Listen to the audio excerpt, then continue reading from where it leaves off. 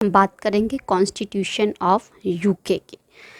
इससे पहले कि हम फीचर्स के जाने बढ़ें कॉन्स्टिट्यूशन के, हम बात कर लेते हैं यूनाइटेड किंगडम की। यूनाइटेड किंगडम तो उसका मतलब होता है कि हम 4 स्टेट्स की बात कर रहे हैं। मीन्स हम इंग्लैंड, स्कॉटलैंड, वेल्स और नदर्न आयरलैंड की बात कर रहे हैं।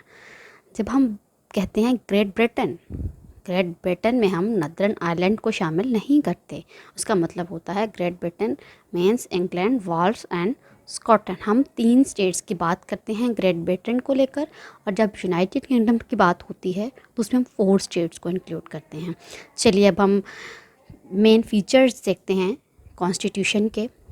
सबसे पहला फीचर है English constitution is not written in a single document. यहाँ पर यह बताना ज़रूरी है कि सिर्फ दुनिया में 3 कंट्रीज़ ऐसे हैं जिनके कॉन्स्टिट्यूशन रिटन फॉर्म में मौजूद नहीं हैं। Number 1 UK, Israel and New Zealand. Number 2 British constitution is a mixture of monarchial, aristocracy and democratic principles. इसमें तीनों प्रिंसिपल्स पाए जाते हैं ब्रिटिश कॉन्स्टिट्यूशन के अंदर। मोनार्कियल यानी बादशाहत चाहे नॉमिनल ही है, लेकिन अभी तक ब्रिटिश कॉन्स्टिट्यूशन में अलामती तौर पर मौजूद है, जिसकी जो अलामत है वो किंगशिप का अदारा है, यानी मलका Elizabeth. Institution of kingship shows that there is a monarchy. चाहे वो अलामती है लेकिन मोनार्की का फीचर मौजूद है। Number 2 aristocracy. House of Lords जो है वो अरिस्टोक्रेसी को शो करता है, यानी गवर्नमेंट बाय फी पीपल। अब और हाउस ऑफ लॉर्ड्स के फंक्शंस क्या हैं और क्यों अरिस्टोक्रेसी का फंक्शन इसको लेकर बोला जाता है, वो हम जब इंडिविजुअली पढ़ेंगे हाउस ऑफ लॉर्ड्स की और हाउस ऑफ कॉमन्स के फीचर, तो उसमें डिटेल में बात करेंगे। हाउस ऑफ कॉमन शो करता है डेमोक्रेसी को। This house reflects actual working of a full fledged democracy. House of Common के मेंबर्स पब्लिक के वोट के थ्रू मेंबर बनते हैं हाउस ऑफ कॉमन के। It's a parliamentary form of government, rule of law और unitary form. Means all parts goes to a central government. Sovereignty of parliament. बरतानवी parliament को mother of parliament भी कहा जाता है। Bicameral legislature. बरतानवी पार्लियामेंट के 2 houses हैं। अब हम पढ़ते हैं the monarchy nominal executive. Constitutional history England की शुरू होती है एब्सोल्यूट मोनार्की से। But now the monarchy to be a symbol of commonwealth unity. Just एक दौलत मुश्तरका का एक सिंबल है इस वक्त मोनार्की। एक एब्सोल्यूट मोनार्की से नॉमिनल मोनार्की का जो सफ़र है वो एक प्रॉपर हिस्ट्री है इंग्लैंड के अंदर, कॉन्स्टिट्यूशनल हिस्ट्री, जिसको हम किसी अलग लेसन के अंदर पढ़ेंगे। लेकिन हम उस हिस्ट्री में हमने ये ज़रूर देखा कि जैसे जैसे डेमोक्रेटिक आइडियाज़ स्ट्रॉन्गेस्ट होते चले गए यूके के अंदर, तो किंग को अपनी पावर्स ट्रांसफ़र करना पड़ी पार्लियामेंट को। किंग की पावर्स को हम बोलते हैं क्रॉन। इस वक्त अगर हम देखें बरतानिया के अंदर, तो किंग चार्ल्स हैं, उनसे पहले क्वीन एलिज़ाबेथ थी, तो उनकी भी जो पार्ट्स हैं वो पार्लियामेंट यूज़ कर रही है, प्रिवी काउंसिल, कैबिनेट उसको यूज़ कर रही हैं। तो we can say the king is only powerless part of the Crohn.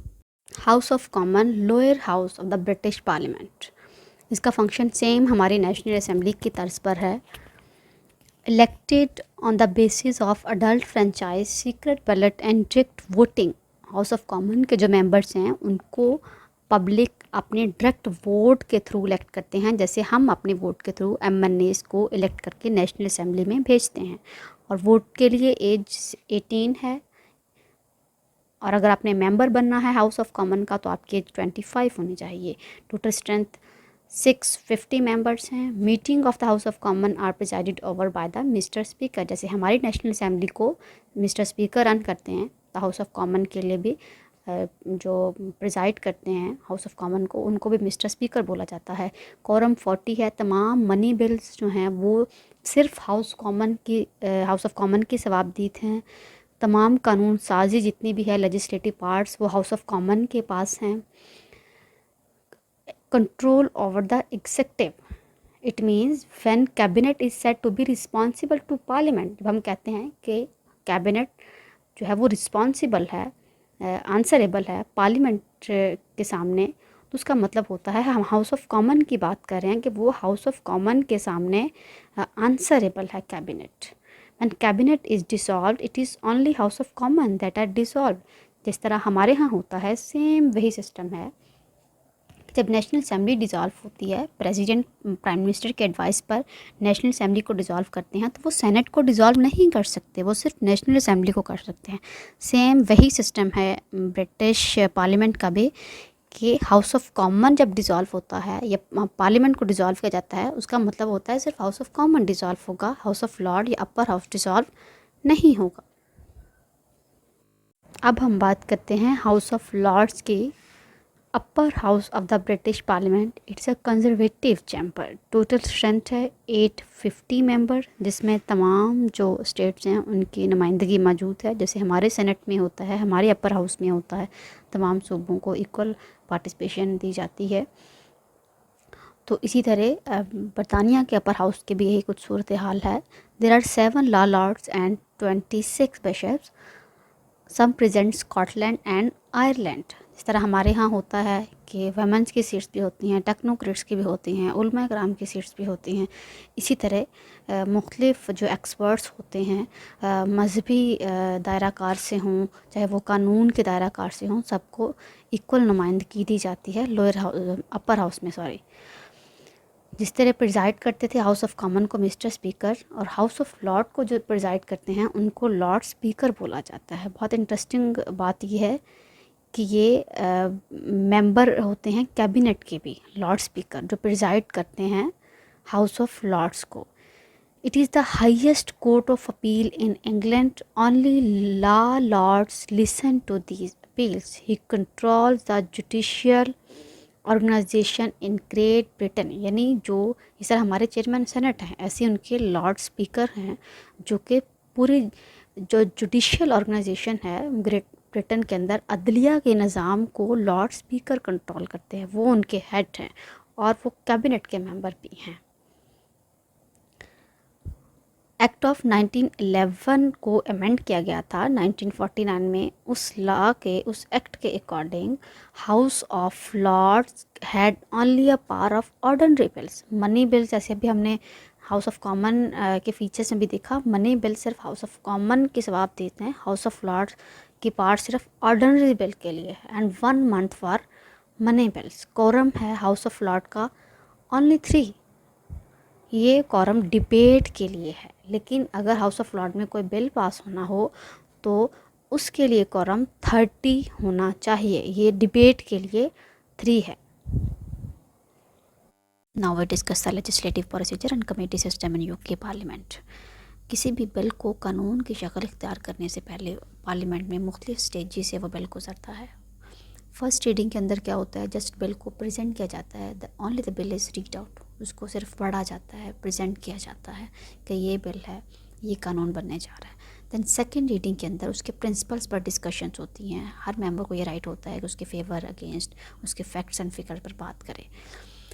Then second reading के बाद वो बिल रिलेटेड कमेटी को भिजवा दिया जाता है। लाइक अगर फाइनेंस का बिल है तो वो फाइनेंस कमेटी के पास चला जाएगा, ह्यूमन राइट्स पर है तो वो ह्यूमन राइट कमेटी पर जाएगा। तो उस कमेटी के अंदर फिर डिटेल्स में डिस्कशंस होती हैं। अगर उस कमेटी को उस कानून बनाने के लिए किसी इंस्टीट्यूशन की हेल्प की चाहिए या वहाँ से कोई डिटेल्स चाहिए, डिस्कशंस चाहिए, तो वो किसी कमेटी किसी भी इंस्टीट्यूशन के ऑनर को या हेड को जो है वो तलब करती हैं और उनसे डिस्कशंस करती हैं, उसकी क्लॉजेस डिस्कस करते हैं। तो दैन वो कमेटी एक फाइनल रिपोर्ट बनाकर असेंबली के अंदर थर्ड रीडिंग में प्रेजेंट कर देती है। उसके प्रिंसिपल्स को वंस अगेन डिस्कस किया जाता है। अगर थर्ड रीडिंग के अंदर मोस्टली मेंबर्स फेवर में उसको प्रूव कर देते हैं, वोट दे देते हैं मोस्टली मेंबर्स कि ये बिल ठीक है, तो वो प्रूव हो जाएगा लोअर हाउस से, तो वो रेफ़र हो जाएगा अपर हाउस में। अगर वो नहीं प्रूव करते मोस्टली मेंबर तो वो रिजेक्ट हो जाएगा वहीं पे लोअर हाउस में। अगर वो अप्रूव होता है लोअर हाउस से तो वो रेफ़र होगा अपर हाउस में।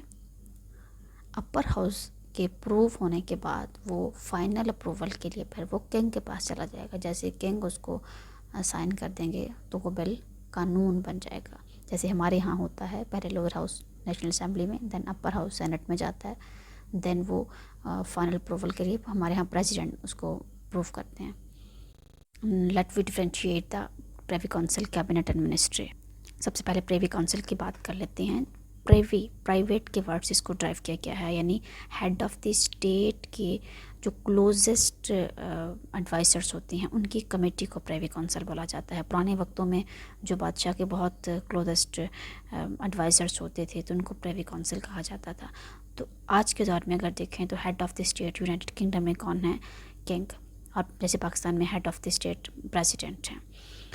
तो हेड ऑफ़ द स्टेट के जो एडवाइज़र्स की कमेटी होती है जो कि स्टेट अफेयर्स में असिस्ट करते हैं हेड ऑफ़ द स्टेट को, उनको प्रेवी काउंसिल बोला जाता है। किंग को जो असिस्ट कर रहे हैं यूके के अंदर 359 मेंबर्स हैं ये, वो प्रेवी काउंसिल कहलाती है। जबकि कैबिनेट और मिनिस्ट्री का जो डिफरेंस है उसको अगर हम जानते हैं, मिनिस्ट्री और कैबिनेट को पाकिस्तान के एग्जांपल के साथ, जैसे हमारे यहाँ प्राइम मिनिस्टर सेलेक्ट करते हैं सीनियर मेंबर को कैबिनेट के लिए, तो बरतानिया के अंदर ऐसा होता है कि जो मोस्ट सीनियर मेंबर्स होते हैं, जैसे external affairs, internal affairs, defence, इस तरह के जो डिपार्टमेंट्स होते हैं वो मोस्ट सीनियर मेंबर्स को, मिनिस्टर्स को दिए जाते हैं। पाकिस्तान में भी ऐसा ही होता है, जो मोस्ट सीनियर मेंबर्स होते हैं अपनी पार्टी के प्राइम मिनिस्टर, उनको ये पोर्टफोलियो देते हैं। तो यूके के अंदर भी जो फॉरेन अफेयर्स होते हैं, एक्सटर्नल्स होते हैं, इंटरनल होते हैं और डिफेंस होता है, तो ये इंपॉर्टेंट डिपार्टमेंट जिन मेंबर को दिए जाते हैं वो ऑलमोस्ट 30 मेंबर्स होते हैं कैबिनेट में। वो तमाम तर मेंबर्स कैबिनेट का हिस्सा कहलाते हैं। वो प्राइम मिनिस्टर की एक क्लोजेस्ट बॉडी होती है जिनके साथ वो स्टेट मैटर्स में डिस्कशंस करते हैं। जबकि मिनिस्ट्री में 60 ऑलमोस्ट मेंबर्स होते हैं, इसके अंदर कम और ज़्यादा भी हो सकते हैं। तो मिनिस्ट्री को अगर हम अंडरस्टैंड करने के लिए भी अपने एग्जांपल लेते हैं, लाइक हमारे यहाँ एक वफाकी वज़ीर होता है, एक वज़ीर ममलिकत होता है। वफाकी वज़ीर का जो उसकी पार्ट्स होती हैं वो ज़्यादा होती हैं एज़ कम्पेयर टू वज़ीर ममलिकत। यानी मिनिस्टर ऑफ स्टेट और डिप्टी मिनिस्टर्स जो होते हैं वो मिनिस्ट्री के अंदर होते हैं, और जो मोस्ट सीनियर मेंबर्स होते हैं उनको इम्पॉर्टेंट पोर्टफोलियोज दिए जाते हैं, डिफेंस, होम अफेयर्स, एजुकेशन, वो तमाम कैबिनेट में होते हैं। So we can say the deputy ministers and ministers of state are the parts of ministry. Cabinet the real executive. Cabinet is a committee of ruling party in parliament. जो election के बाद winner party होती है parliament के अंदर, वो अपने important members को लेकर एक कमेटी बनाती है जिसे कैबिनेट कहा जाता है। और बरतानिया के अंदर जो तमाम किंग की पार्ट्स हैं वो कैबिनेट यूज़ कर रही है। तो थोड़ा सा हिस्ट्री पे अगर हम जाते हैं कि ये इसकी फॉर्मेशन कैसे होती है, तो सबसे पहले हम देखते हैं 1066 में विलियम ऑफ नॉर्मन ने इसको रॉयल काउंसिल का नाम दिया। देन एडवर्ड 6 के रीजन में हम देखते हैं कि इसका नाम चेंज होकर प्रेवी काउंसिल बन गया। और चार्ल्स 1 के दौर में एक कैबिनेट, एक छोटी सी बॉडी होती थी किंग के जो मशीर होते हैं, एडवाइज़र्स होते हैं। चार्ल्स 2 के दौर में प्रॉपर इसको एक फॉर्मल शेप दी गई कैबिनेट की। Cabinet system for the 12 during the reign of William III and Queen Anne. यानी कैबिनेट की जो प्रॉपर शेप हमें नज़र आती है वो तब नज़र आती है जब किंग ने अपनी पावर्स पार्लियामेंट को प्रॉपर ट्रांसफ़र कर दी थी। अदरवाइज उससे पहले ये एक एडवाइज़र्स होते थे किंग के, एक कमेटी होती थी छोटी सी जो कि एडवाइज़र होते थे किंग के। The Prime Minister of UK during the reign of George 1 the office of prime minister came to existent. Features हैं जी, प्राइम मिनिस्टर के लीडर ऑफ द हाउस होते हैं प्राइम मिनिस्टर यूके में, लीडर ऑफ द कैबिनेट होते हैं just like Pakistan, source of communication होते हैं बिटवीन कैबिनेट एंड क्वीन। अब किंग हैं चार्ल्स। कंट्रोल और फॉरेन अफेयर्स, कंट्रोल और finances, manager and chief of the state, chairman of various parties, principal announcements on the floor of the house. He cannot behave like a dictator because he is a democratic prime minister. British judiciary is into two parts. दो parts हैं judiciary के, civil courts होती हैं और criminal courts होती हैं। Civil courts में कौन कौन सी होती हैं? कंट्री कोर्ट्स हैं, अभी हम नेक्स्ट इसका चार्ट भी देखते हैं। सर्किट कोर्ट्स हैं, हाई कोर्ट ऑफ जस्टिस है, कोर्ट ऑफ अपील है and the House of Lords है। क्रिमिनल कोर्ट्स में आ जाती हैं justice of appeal, magistrate, court of petty sessions, court of quarter sessions, the court of criminal appeal and the judicial committee of Privy Council. बरतानिया में highest court of appeal House of Lords को बोला जाता है। इसको then further दो parts में divide किया गया है, क्रिमिनल और सिविल कोर्ट्स में। अभी हमने इसको रिटर्न में भी देखा और चार्ट में देख रहे हैं। सिविल कोर्ट्स में कोर्ट ऑफ अपील है और then court of appeal criminal में भी है। बरतानिया में highest court of appeal House of Lord को बोला जाता है, यानी अदालत उज़्मा जिस तरह हमारी सुप्रीम कोर्ट है। तो देन फर्दर दो पार्ट्स इसके डिवाइड किए गए हैं, क्रिमिनल और सिविल में। तो सिविल कोर्ट में भी देखा जाता है तो कोर्ट ऑफ अपील है सेकंड में, क्रिमिनल एंड और civil. High court of justice है, includes Queen's bench, chancery and family divisions. और कंट्री कोर्ट्स ये भी सिविल में है। क्रिमिनल में कोर्ट ऑफ अपील है, क्रिमिनल डिवीजन, क्राउन कोर्ट है और मजिस्ट्रेट कोर्ट है। Thanks for watching.